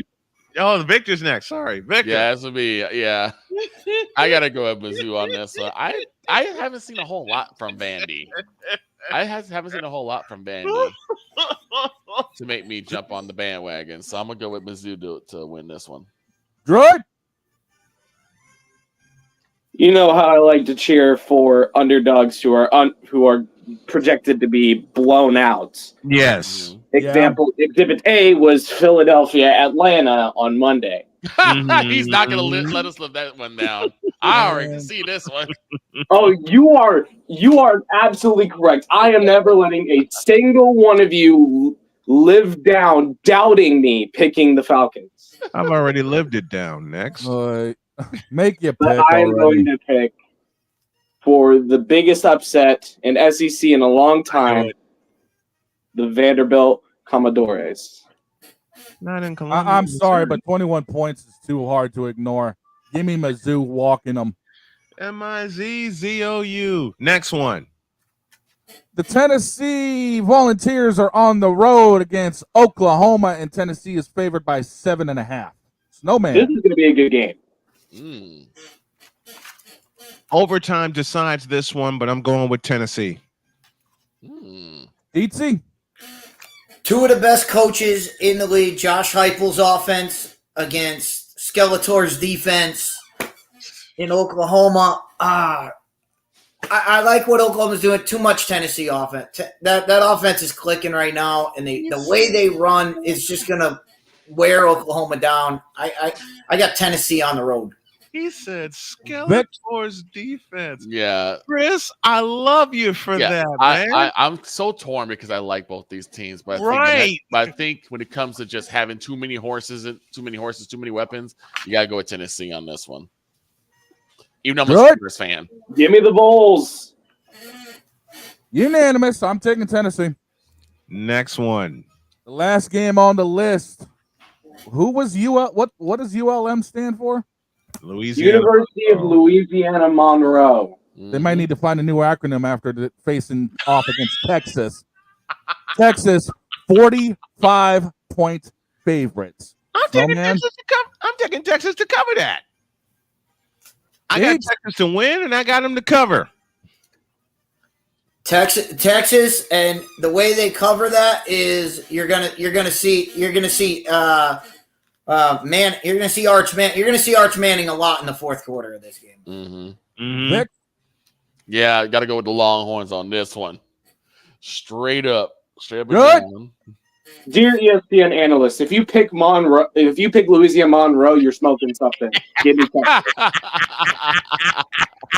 Oh, what is it that Undertaker came out with from time to time when he was making these picks for college? Give me the horns. Yep. ULM's going to need to figure out a new word after they get their tails handed to them in this one. University of Louisiana Monroe is a 1.5-star school. Ooh. That should tell you everything you need to know. That's the 8 games we've got. A good game to be doing and we just got Totally DIETZ for the first time. Well, there's one more extra one, which is I know you guys picked Georgia Tech as your upset of the week. Upset of the week is going to be the game after that.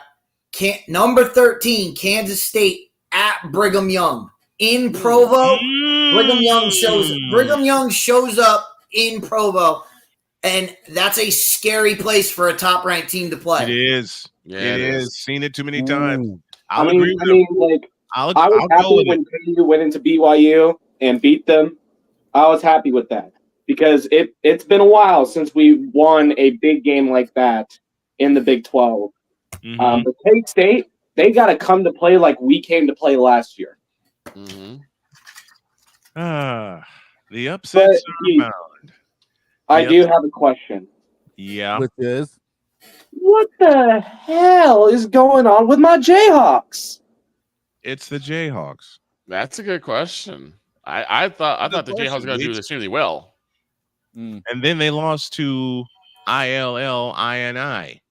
And then they turn around and they lost to Nevada, Las Vegas. UNLV. Well, I mean, Kansas is doing Kansas things. They're shooting 3-pointers when they should be throwing for touchdowns. I mean, that's what Kansas does. Kansas does basketball. They're yeah, they get that run where they have like a good season, and then all of a sudden, then they just fall flat on their face. That's just what Kansas does. I love it. I was so excited coming into this year. I went to Brian and I said, we're winning the Big 12. You did. Yes, and I was having so much confidence, like I'm a Cowboys, like I'm a part of the moronic Republic of Cowboys Nation. That's how I walked into the season, and I'm hanging my head high and saying I was wrong. Hey, maybe the Cosmos are giving you a freebie because of the Atlanta pick. They're like, we're not gonna give you that Kansas pick, but that Atlanta pick though, we're gonna give you that one. I've already in terms of Atlanta, I've already surrendered when they beat Philadelphia on Monday night. I've already surrendered that. That's why I'm living it down. You just got Totally DIETZ for the best 40+ minutes ever on sports radio and sports television with Chris DIETZ. He'll join us every Thursday morning about this time to talk some college football. Thank you, brother. We love you very much. Thanks for coming aboard. Thank you, guys. Love you, dude. Passionate. Come after me. I'm a man. I'm 40. Unflinching. Let's go back to losing. Parking was easier. Unrelenting. They're not going to keep him off the field tonight. Totally. This one has a chance. DIETZ.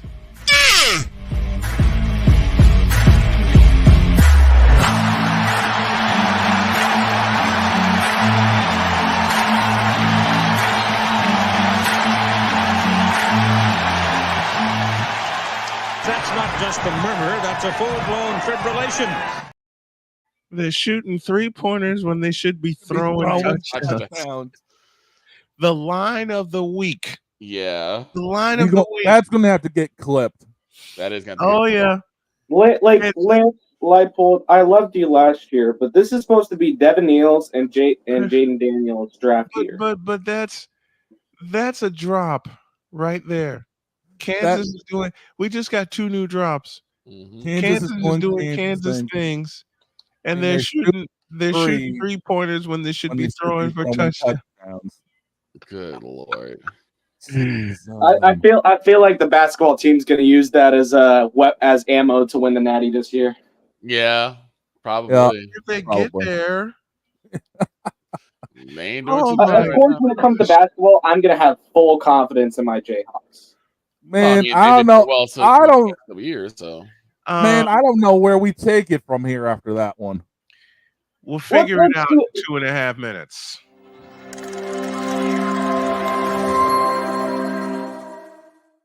Whether it's news, the largest egg producer finds bird flu in chickens at a Texas plant, weather, devastating tornadoes rip through the heart of the United States, inspiration, a breast cancer survivor completed the journey of chemotherapy, and now begins a future one of matrimony or sports. Michael Jordan is shown on a photo with Diddy. LeBron James has a video extolling the virtues of a Diddy party. This has been yet another beating a dead horse presentation. We got you covered. BS3 Network, in association with Comey Media Incorporated, proudly present The Morning Shift with Cole Johnson. Live every weekday at 8 a.m. Eastern, 7 a.m. Central.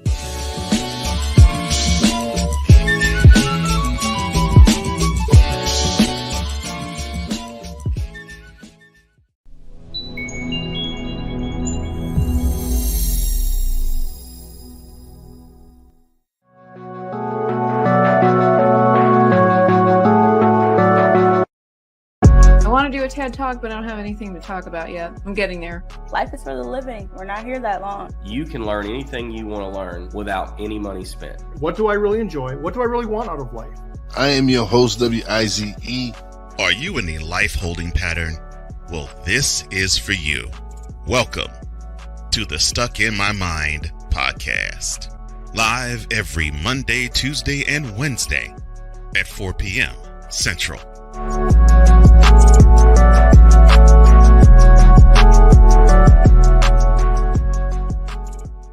Hey everybody, Snowman here. Looking for the best way to experience live events? Well, SeatGeek has you covered. With just a few taps on your phone, you can find the best seats for concerts, sports, theater, and more. Don't miss out on unforgettable moments. Download the SeatGeek app today and get ready for an experience like no other. Each ticket is vetted for authenticity and ranked on a 1 to 10 scale. And right now, if you sign up and use the code Snowman, you will get $20 off of your first purchase. That's only through the power of SeatGeek, where fans can fan.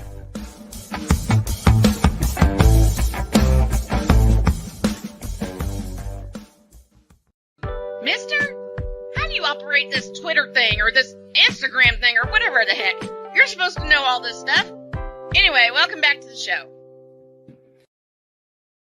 That hurt. That just hurt. They're shooting 3-pointers when they should be throwing. I know what he said. You don't need to repeat it in my face. You know what this is, Droid? The first time I've taken a shot. This is Shane getting back at you for every single Bruins joke that you made. I will not allow Shane to take any credit for that. No, but I'm going to use it as much as possible. Besides, I got to get my licks in now because I know how next Friday. I so hope we drop 8 on your Bruins. I laughed the entire break. Hey, I'm going to get my licks in now. I laughed my head off the entire break. Oh man! You can bask in the sun as long as you want, Shane. But as soon as hockey season starts, you're going to start with an 8-0. Let's put it this way. I'm getting my licks in now because I know how next Friday is going to go, and I couldn't get a lick in then. So I'm taking all my shots I can now. Deets like, wait. You wait till I leave to drop that bomb. College basketball, you got to come through the champs, UConn. They said, sorry, I misspoke. Back-to-back champs. And they'll be back-to-back champs. Oh, my gosh. I know I'm going to get it next week, so I'm licking it now. Y'all saw me in the green room. I laughed the entire break. Yep. That was crazy. I leaned back in this chair and I laughed the entire 2.5 minutes. Mm-hmm. So how are we supposed to end the show now? I have no clue. But the virtues of Dietz just came through in that line alone. And y'all have had like no ammo against me. It took Dietz to finally get shots at me. I wasn't taking shots. I wasn't taking shots either. I know better. He delivered that line.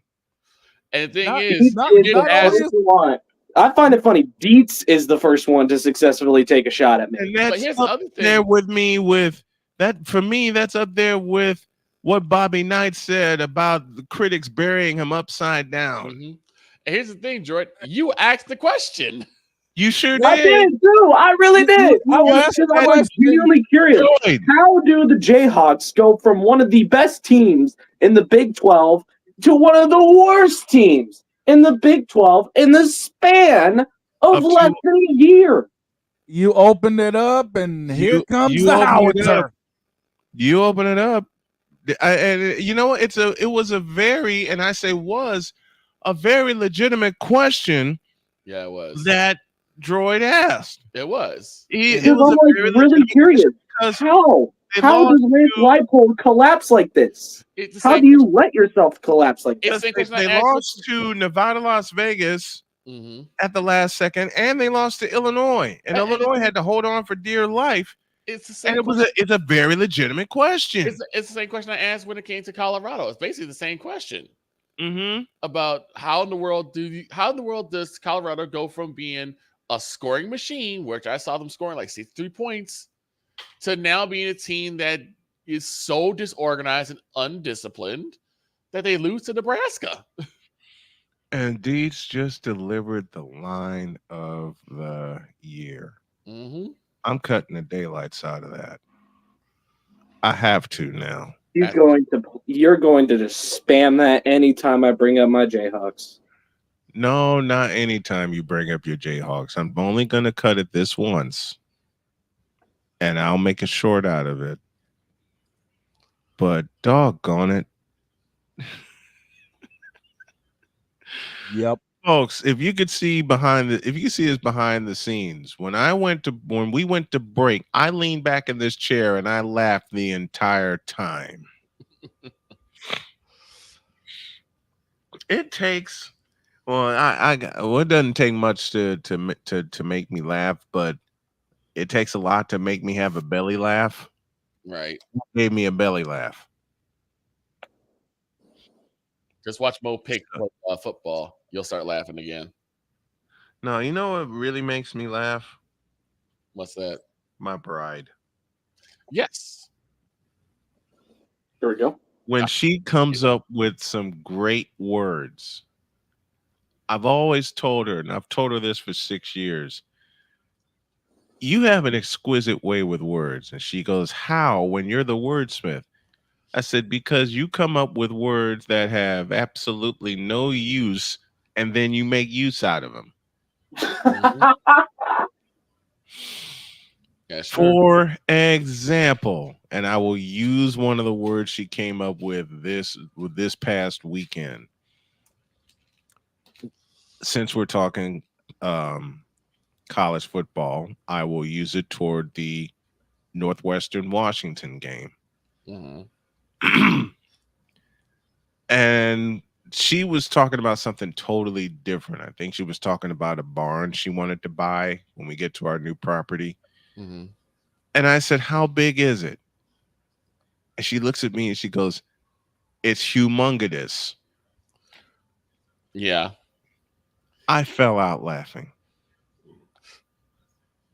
Yes, indeed. Humongous.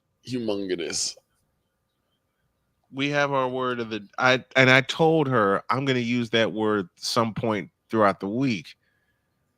And she says, if I know your crew, they're going to say, well, where'd that come from? And then one of y'all going to say, oh, that's a Dr. K exclusive. That's a Dr. K exclusive.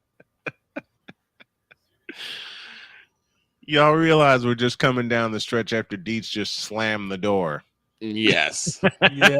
Not just slammed the door, bolted it shut. Several times over. He's the fifth down sports, right? Yes. That is Dietz. Okay, he gave me the answer I was looking for. Coordinators.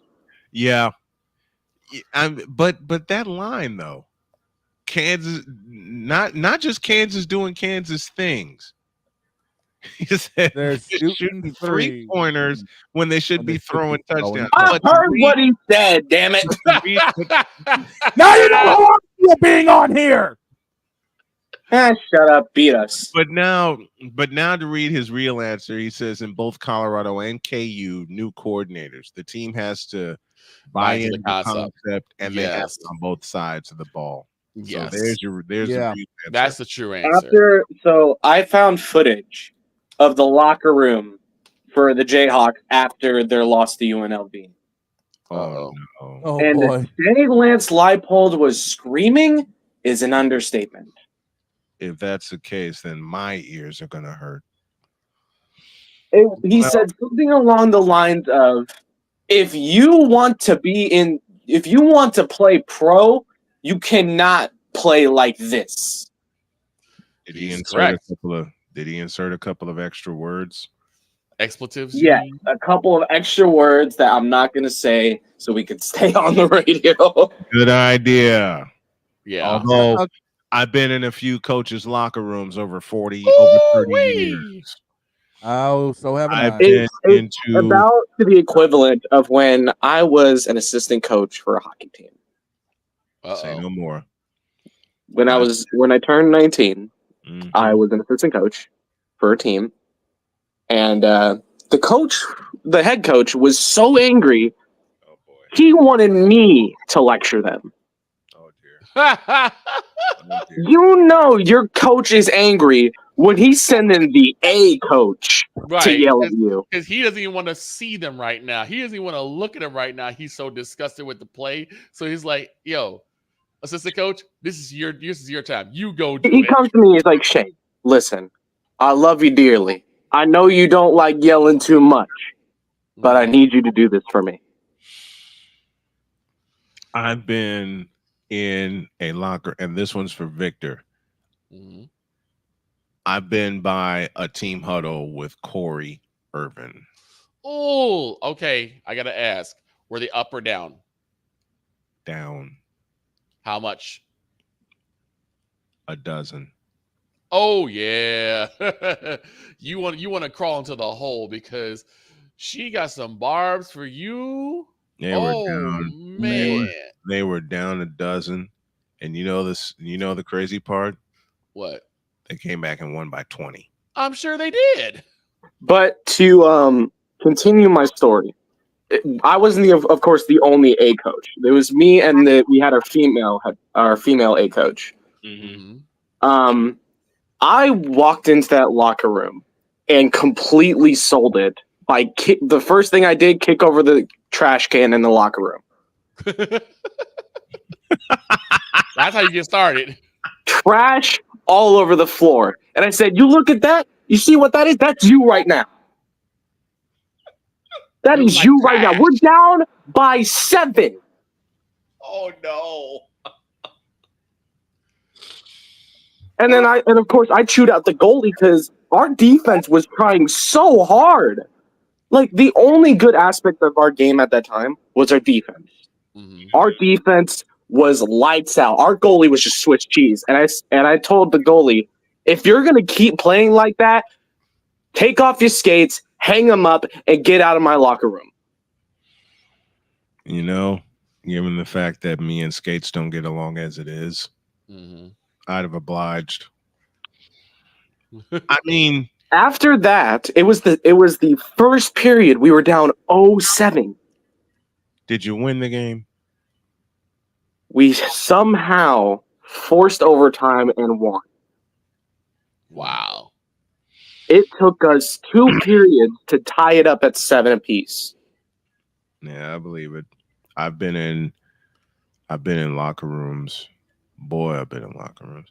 You know, the first locker room I went into, one of the first ones when I started covering the Chicago Catholic League, Steve Nye from Brother Rice lit his team up. Oh my God. They won. I recognize Steve Nye as the name itself. They won. They came back and won, and that was the year they won their division. I believe that was the year they won their division. The first year I ever stepped into a locker room was high school. And it wasn't as like a player. I didn't play high school sports. I couldn't play high school sports. I was not athletic enough to be able to do high school sports. Example, me being an A coach. But they needed advisors for the wrestling team. So I was in the wrestling locker room a lot of the year. And to say, and shout out the coach down there, Coach Swift. He is just ruthless to his athletes. Oh boy. And I love it. Oh boy. I put a poll up on the YouTube page asking which game should I concentrate on tomorrow, meaning today. 67% said Patriots at Jets. Which means how many times did Shane vote for the same game? I didn't. Have a great day. God bless. Remember to make your next move your best move. And always remember, if your dreams don't scare you, they're simply not big enough. Dream big, do bigger. We are, and we hope y'all are too. Patriots at Jets. Good Lord. See you tomorrow.